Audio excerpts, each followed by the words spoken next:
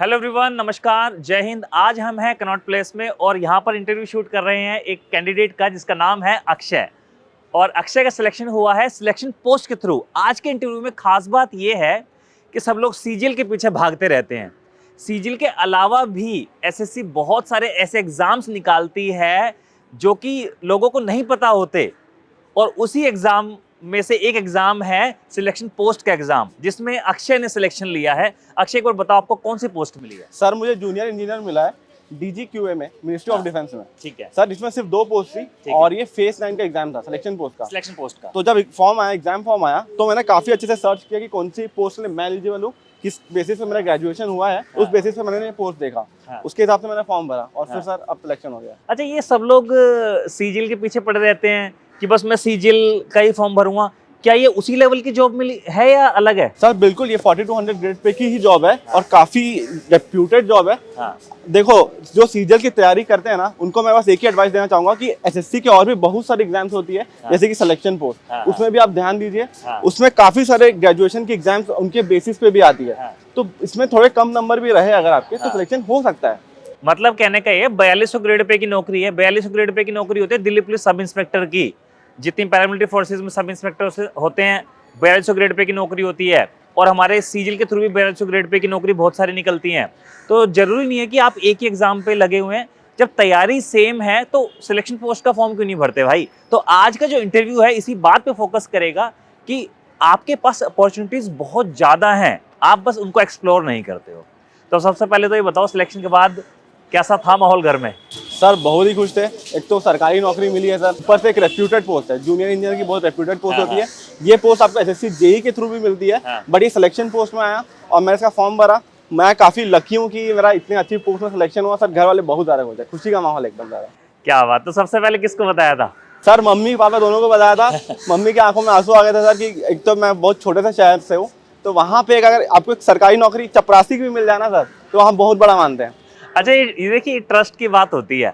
अक्षय तो मेरे से पढ़ा ही है, इसके साथ साथ इसकी सिस्टर भी मुझसे पढ़ती है अभी, तो उसका भी डेफिनेटली अभी सिलेक्शन होगा।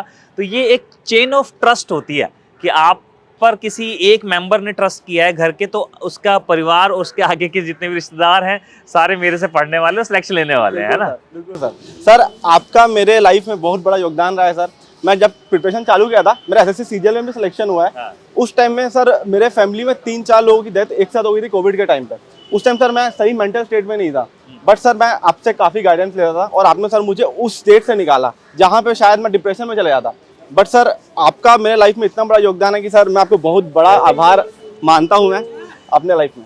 अच्छा, जब से आपने तैयारी शुरू की थी और अब आपको आपकी ड्रीम पोस्ट मिली है, उसमें कितने टाइम लग गया? कितना टाइम लग गया? सर मैंने अपनी तैयारी ना 2020 के आसपास चालू करी। ठीक है। 2020 अक्टूबर के आसपास। फिर उस टाइम पैंडेमिक था, तो मेरे घर में 4 लोगों की डेथ भी हो गई। तब मैं तैयारी चालू कर रहा था, बट फिर मैं मेंटली वापस सेटबैक लगा मुझे। फिर 2021 अप्रैल में मैंने सोचा कि चलो नहीं, सीजीएल का फॉर्म तो मैंने भर दिया है। उसी टाइम मैंने सीएचएसएल भी दिया हुआ था, बट उसमें मेरा सिलेक्शन नहीं हुआ था। तो सीएचएसएल में जब सिलेक्शन नहीं हुआ तो सर लोग उंगलियां उठाने लगे कि आप तो सीएचएसएल ही नहीं निकाल पाए, तो अब सीजीएल ये सब तो बात छोड़ दो। ग्रेजुएट हो चुके थे? हाँ, ग्रेजुएट हो गया था और जॉब छोड़ के तैयारी शुरू की थी? तैयारी चालू करी थी। लोगों ने काफी क्वेश्चंस किए थे कि इसका कुछ नहीं हो सकता, क्योंकि भाई सीएचएसएल ही नहीं निकाला, 12th लेवल की एग्जाम आपसे निकल नहीं रही है, तो आप ग्रेजुएशन की एग्जाम कैसे निकालेंगे। फिर 2021 में मैंने अप्रैल से काफी सीरियसली प्रिपेयर किया, क्योंकि अगस्त में अपना प्री था। ठीक है सर, आपके जो सीरीज थे मैंने उसे अच्छे से फॉलो किया, आपकी गाइडलाइंस पे चला। उसके बाद मैंने सीजीएल का प्री। कौन से मेथड्स थे जो अच्छे लगते थे? सर आपका पेन फ्री मेथड था एक, वो तो सर दिल पे लगता था। वो उससे क्या मैं ये बोलना चाहता हूँ कि ये बताओ स्टूडेंट्स को कि उस पेन फ्री मेथड को पढ़ के फायदा क्या होता है मैथ्स? सर उसमें बहुत फायदा होता है, क्योंकि आप जो क्वेश्चंस 3-4 मिनट में लेते हैं ना सर, जो मेंस में पहले 200 मार्क्स का मेंस होता था, उसमें आपको 3-4 मिनट अगर आपने लगा दिए क्वेश्चन पे, तो आपका सिलेक्शन वहीं खत्म है। ठीक है, आप नहीं कर पाएंगे सिलेक्शन। बट सर आपके मेथड से एक चीज समझ में आया सर कि क्वेश्चंस को जो 3-4 मिनट के हमें लगते हैं, वो आप 1 मिनट के अंदर भी सॉल्व कर सकते हैं विदाउट यूजिंग पेन। तो सर वो इम्पैक्ट बहुत ज्यादा पड़ा और वो सिलेक्शन को बहुत करीब ले गया मुझे। और चारों सब्जेक्ट्स में से मैथ्स, इंग्लिश, रीजनिंग, जीए में से सबसे वीक सब्जेक्ट कौन सा था? सर इनिशियली देखा जाए तो सर मैथ्स में जब मैंने फर्स्ट अपना मॉक टेस्ट दिया था, तो मेरे 200 में 670 मार्क्स आए थे। 670 थे प्री में, मतलब मैंने जब मॉक टेस्ट दिया। बट उसमें मैंने देखा कि मैथ्स मुझे लगता था कि मुझे अच्छे से मैथ्स आती है, बट मैं उसमें 50 आउट ऑफ 20 ही स्कोर कर पा रहा हूँ, क्योंकि टाइम निकल जा रहा है। तो मुझे लगा यार मुझे तो मैथ्स आती है, बट मैं तो स्कोर ही नहीं कर पा रहा। तो सर फिर मैं आपका जो पेन फ्री मेथड था ना सर, उसका इतना अच्छा इंपैक्ट पड़ा, मेरे धीरे धीरे मार्क्स इंप्रूव होते गए, मॉक्स में थोड़ा सा मेरा कॉन्फिडेंस बिल्ड हुआ। फिर मुझे लगने लगा कि नहीं भाई, तुम मेंस में पूरे क्वेश्चन अटेम्प्ट कर सकते हो। अगर तुम पेन फ्री मेथड को ढंग से देख लिया, तुमने फॉलो कर लिया उस सीरीज को, तुम डेफिनेटली अटेम्प्ट कर सकते हो। तो सर मेरा मैथ्स का जो लेवल उठा, वो मज़ा आ गया। मतलब मैं भी बहुत सेटिस्फाई हो गया कि भाई मैं सही टीचर के अंदर पढ़ रहा हूँ। जब आप तैयारी कर रहे थे तो आपने क्या क्या चीज़ें फॉलो की थी? जैसे टीचर की क्लास हो गई, मतलब पॉइंट वाइज पूछना चाह रहा हूँ। टीचर की क्लास हो गई, उसके बाद उसके क्लास नोट्स हो गए, है ना, मॉक टेस्ट हो गए, प्रीवियस ईयर पेपर हो गए, क्या क्या चीज़ें फॉलो की थी? सर सबसे पहले मैथ्स के लिए मैंने आपकी क्लासेस फॉलो करी, ठीक है। एकदम अच्छे थे। और सर मेरा ऐसा था कि वीकली मैं 3 मॉक्स देता था। एक दिन मैं मॉक देता था और एक दिन मैं एनालाइज करता था। तो उससे मेरे क्वेश्चन लग जाते थे अच्छे से। 100 क्वेश्चन रोज लगाता था। फिर मेरा एक टाइम आता था जिसमें मैं सिर्फ प्रीवियस ईयर क्वेश्चन में ध्यान देता था। मतलब 2 घंटे का टाइम स्लॉट मैंने बनाया था, उसमें मैं सिर्फ प्रीवियस ईयर पढ़ूंगा। और सर आपके कुछ क्वेश्चन फिर आप जो होमवर्क में दे देते उसको मैं सॉल्व करता था रेगुलरली, मतलब बिना मिस किए। मतलब जो सर ने बोल दिया वही मेरा टारगेट है, मैं फिर नहीं सोचता था कुछ भी। उसी को मतलब मैंने पट्टी बांध के आंख में, वो मान ले कि यही है, बस मुझे इतना करना है, बस खत्म, बाकी मुझे कुछ नहीं सोचना। अच्छा, मैं अगर पूछूं, कई बार बच्चों के मन में ये रहता है कि सर मैं सेल्फ स्टडी से भी सिलेक्शन ले लूँगा। तो नो डाउट सेल्फ स्टडी से भी सिलेक्शन होते हैं, बट सेल्फ स्टडी से सिलेक्शन लेने में और किसी की गाइडेंस में रह के सिलेक्शन लेने में डिफरेंस क्या होता है? सर बोलते हैं ना सर, एक गुरु जो होता है ना सर, वो आपको सही दिशा दिखाता है। बट जब अगर आप सेल्फ स्टडी से आप ले सकते हो, बट आपको वो दिशा ढूंढने में टाइम लगेगा कि कौन से, जैसे अपने पास 10 रोड है, 10 रास्ते हैं, तो हम हर एक रास्ते को पहले एनालाइज करेंगे, सोचेंगे, वो टाइम लग जाता है। बट जब गुरु होता है ना, बोला कि आपको तीसरे नंबर के रास्ते में चलना है, आपको चौथे नंबर के तो रास्ते जो में चलना है। आपका टाइम वेस्ट होने वाला है ना, वो बच जाता है। वो कम हो गया सर, इसलिए मैंने अपने मेरा सीजल का अटेम्प्ट पहले ही था। मैं फर्स्ट अटेम्प्ट में ही सारे सिलेक्शन लिया। मैंने सीजल निकाला, मैं सिलेक्शन पूल भी फर्स्ट अटेम्प्ट में निकाला। और मैथ्स में कितने मार्क्स आए थे? सर मैं सीजल में प्री में 50 आउट ऑफ 50 थे। 50 आउट ऑफ और 2020 में मेंस में 175 स्कोर था। उस टाइम का पेपर सब जानते हैं टफ था, कैलकुलेटिव था। बट सर पेन फ्री जो मेथड था ना सर, उस कैलकुलेशन को मेरा कम किया ना सर, मैं बता नहीं सकता। अच्छा, हमने जीए की बात कर ली और मैथ्स की बात कर ली, अब हम बात करते हैं इंग्लिश की, जो कि उन बच्चों का बहुत बड़ा फोबिया रहता है जो हिंदी मीडियम बैकग्राउंड से है। सबसे पहले तो मुझे बताओ, क्या हिंदी मीडियम बैकग्राउंड का बच्चा भी एसएससी क्लियर कर सकता है? सर बहुत आराम से कर सकता है सर। अगर आपने प्रीवियस ईयर्स के क्वेश्चंस को, एसएससी का सबसे प्यारा चीज़ क्या है सर पता है? जैसे आप 10th-12th के एग्जाम जब देते हैं, तो उसमें आप बोर्ड के क्वेश्चंस लगा लेते हैं ना प्रीवियस ईयर्स के, और वो बोर्ड में आपके दिख जाते हैं। सेम सर एसएससी भी उसी फंडे में चलता है। अगर आपने प्रीवियस ईयर्स क्वेश्चन को बहुत आराम से लगा लिया सर, तो आप बेटर तरीके से अच्छा, अक्सर बच्चों की कंप्लेंट ये रहती है, सर मैं ना वोकैब पढ़ी और मैं भूल जाता हूँ। हाँ तो इस कैसे तैयारी की? सर मेरा सबसे इम्पोर्टेंट ये रखता था मैं हमेशा कि हर संडे को मैं रिवाइज करता था। जैसे समझ लीजिए अगर मैंने आज 10 वोकैब पढ़ी, तो मैं संडे को पूरे हफ्ते की वोकैब रिवाइज भी करता था। ओके। और कुछ ना निमोनिक्स टेक्निक्स बनाता था। निमोनिक्स, हाँ। तो उसके थ्रू मैं वोकैब याद करता था और याद रह जाती थी मुझे। जैसे मुझे भी एक निमोनिक याद है अपने टाइम का, पॉपर, PAUPER, पॉपर है। पॉपर मतलब पापड़, पापड़ मतलब सूखी रोटी, सूखी रोटी मतलब गरीब आदमी खा रहा है, तो पॉपर मतलब क्या हो गया, कंगाल है। तो ऐसे याद करते थे, रिलेट करके, राइट? तो चीजें याद रहती हैं। बिल्कुल सर। तो और मतलब हमेशा याद रखने का तरीका यही होता है कि revision, revision, revision and revision. तो रिवीजन जरूर करना चाहिए। ऐसा कोई भी नहीं है कि जिसको एक बार में पढ़ा और सब कुछ याद हो गया, ऐसा नहीं है। ठीक है, तो रिवीजन तो मस्ट है भैया। अच्छा, पूरी तैयारी में आपको 3 से 4 साल का समय निकल गया, तो इतने लंबे समय तक अपने आप को मोटिवेटेड कैसे रखा? क्योंकि कुछ पल ऐसे भी आए होंगे जब लगा होगा यार बस यार अब नहीं। सर लाइफ में ना सर, जब माँ बाप का स्ट्रगल देखा ना मैंने, तो सर दिल से बुरा लगने लग गया था। क्योंकि मेरे पापा बीएसपी एम्प्लॉई है और वो मुझ पर इतना विश्वास रखते थे ना कि ठीक है बेटा तू 6 साल रह ले, 8 साल रह ले, मैं तेरे को पाल लूँगा। जब पापा ऐसी बातें करते हैं ना, तो सर दिल से लगता है कि नहीं यार मुझे तो कुछ करना है। और हुआ क्या था सर, मैं एनआईटी का था, तो उस टाइम जब मैंने जॉब छोड़ी तो लोग कहने लगे कि यार आपका बेटा एनआईटी में होके भी खाली रहता है, कैसा है ये, मतलब नाम डुबा रहा है करके। सर मुझे लोग कुछ भी कहे कोई इशू नहीं है, बट जहाँ से मैं जुड़ा हूँ, जैसे एनआईटी एक बहुत अच्छी संस्था है। इमोशनल हो रहे हैं। हाँ सर। तो सर वो जो होता है ना, मतलब कि अपनी कम्युनिटी को खराब नहीं करना है सर। मैं जिसको रिप्रेजेंट कर रहा हूँ उसका नाम नहीं डुबा सकता, तो मुझे तो कुछ करना है सर, और अपने भिलाई के लिए कुछ करूँगा जहाँ से मैं आया हूँ। तो ऐसा कौन व्यक्ति था परिवार में जिसने इंस्पायर किया? सर मेरे माँ बाप ने हमेशा मुझे इंस्पायर किया। जैसे मेरी मम्मी टीचर है, तो मैं मम्मी को देखता हूँ जब बच्चों को पढ़ाती है, तो मुझे भी लगता है मम्मी ने मुझे भी पढ़ाया है ना। मम्मी ने बहुत इंस्पायर किया है सर। आपका गाइडेंस भी मिलता रहा, क्योंकि मैं जब एंग्जाइटी में भी जा रहा था कोविड के टाइम पे, तो सर आपने जो मुझे पर्सनल गाइडेंस दिया ना सर, मैं अपने आप को इतना लकी मानता हूँ कि आपको मैं कॉल करता था और आप मुझे पर्सनल गाइडेंस देते थे। मैं कभी एक्सपेक्ट नहीं किया था कि अगर ये मुझे ऑनलाइन से ऐसा मिल सकता है। वो क्या होता है ना अक्षय, वो वाइब्स होती हैं। आपके अंदर पॉजिटिव वाइब्स थे कि मुझे सिलेक्शन लेना है, मेरे अंदर था कि मुझे सिलेक्शन करवाना है, तो जब दोनों चीज़ें मैच कर गई तो अपने आप ही लाइन कनेक्ट हो गई। इसलिए सर मेरी बहन भी अब आपसे अभी से पढ़ रही है, क्योंकि मैंने उसे बोला नहीं, तू संदीप शर्मा सर से ही पढ़ेगी। क्या बात है। और अच्छा, चारों सब्जेक्ट्स के बारे में हमने लोगों बात कर ली है।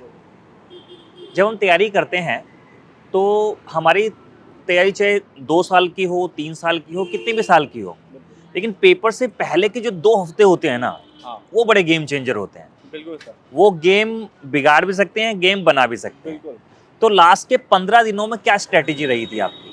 सर 15 दिन जो लास्ट के थे ना सर, मैं उसमें ना सच बताऊँ तो मैंने बहुत चिल मारा है। उस 15 दिन में मैं कुछ नहीं करता था, मैं घूम रहा हूँ, फिर रहा हूँ एकदम, लेकिन अपने माइंड को बहुत खुश रखता था। क्योंकि मुझे पता था कि सर ऐसे आप लोग मत करना भाई, इसने तैयारी पहले से कर रखी थी। ये भी बता साथ में। हाँ, लेकिन सबके लिए ऐसा लागू नहीं होता। हाँ। बट जैसे होता है ना सर, जैसे धोनी को आप देखो, धोनी से मैं काफी इंस्पायर होता था। वो प्रेशर मूवमेंट्स को भी कितने अच्छे से हैंडल करते थे, बहुत प्यार से।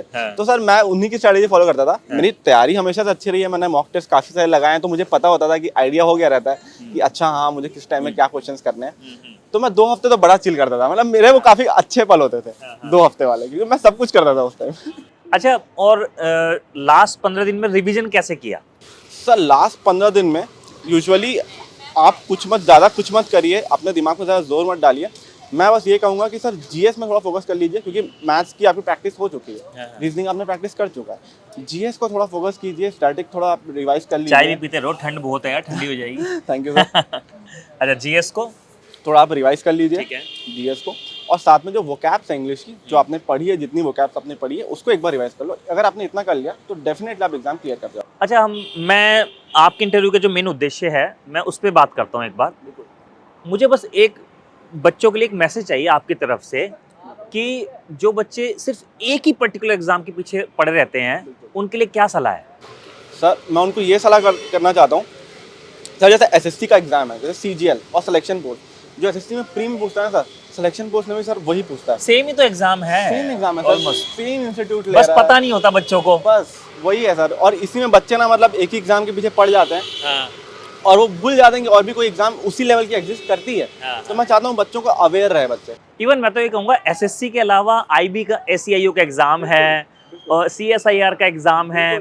इवन एसएससी सीजीएल से तो एएसओ बनते हैं और सीएसआईआर से डायरेक्ट एसओ बन जाते हैं, तो बन जाते हैं, है ना। सर जीआईसी का एग्जाम है, बहुत सारे एग्जाम तो उसी लेवल के एग्जाम्स होते हैं। आपकी एजुकेशन क्वालिफिकेशन के बारे में एक बार बताओ।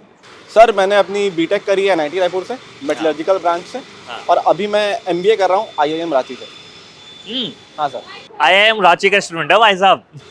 Yes sir. क्या बात है। क्या तो फिर आगे क्या करने का इरादा है?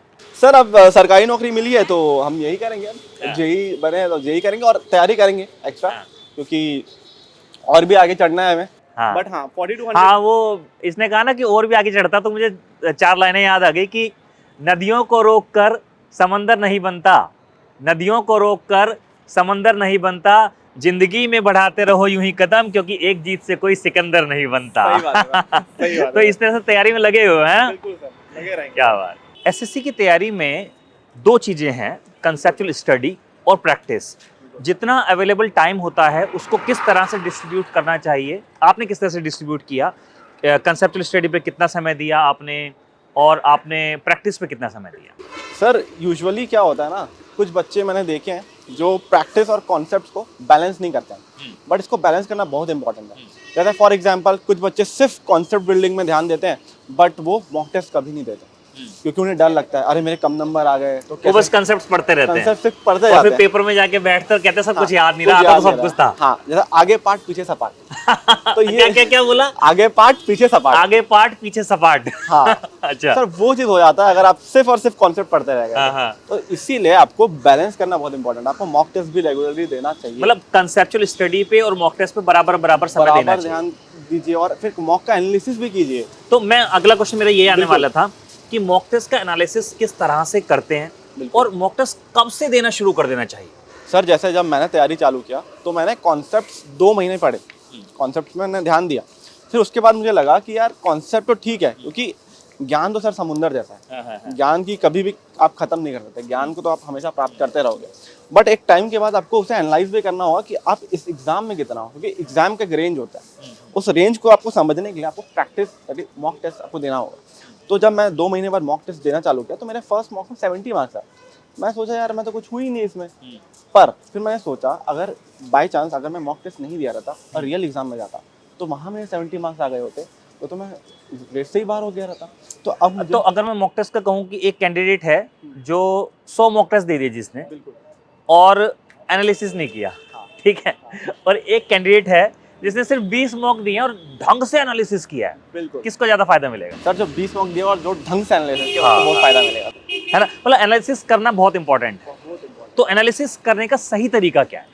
सर जैसे मैं करता था, मैंने मॉक टेस्ट एनालिसिस में 3-3 घंटे लगाए, 3-3 घंटे।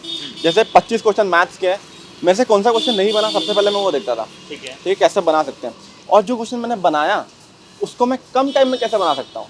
जैसे मैंने 2 मिनट ले लिया तो अब मैं उसे 1 मिनट में कैसे लाऊं, 1 मिनट या 30 सेकंड में लाने कुछ तरीका है क्या।